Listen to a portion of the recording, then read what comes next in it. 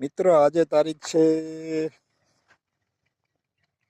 13/11/2025। આજે અમે ધાણાનું વાવેતર કરી રહ્યા છીએ। જુઓ હજી કેવા ક્યારા થયા, એક લાઈન ટુ લાઈન।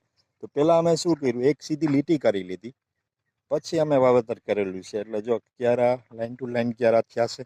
આજે અમારા પાસે બધું છે, જો ઓટોમેટિક ઓરણી પણ છે, મિની ટ્રેક્ટર। અમે ખુદ બધું કામ કરી રહ્યા છીએ, ભણેલ ગણેલ છે એ છતાં ખેતી કામમાં બધું નોલેજ છે। અને આપણે આ જો ઓટોમેટિક વણી છે, આ મેં 3 પ્રકારનું ખાતર નાખેલું છે।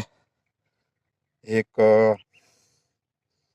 સિંગલ સુપર ફોસ્ફેટ, એક બોરેન ને ઝીંક, ને ત્રીજું 16-16-16। આ મારા ધાણા છે।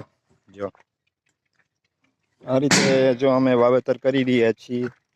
હું M.Com BCS હોવા છતાં જો મને કોમ્પ્યુટરમાં બધું કામ આવડતું, કોમ્પ્યુટર આવડે ને વાવેતરનું કામ બધું ફાવે છે। કારણ કે આપણે કોઈ કામમાં શરમ નથી, જે કામ આપણે કરવું હોય તે ઈચ્છાથી કરી શકીએ છીએ। જુઓ જ આ ક્યારા કેમ થયા, પહેલાં સીધી લીટી કરેલી છે, પછી ક્યારા કરેલા છે, એટલે કોઈ તકલીફ જેવું છે નહીં। અને જુઓ આ ટ્રેક્ટર છે,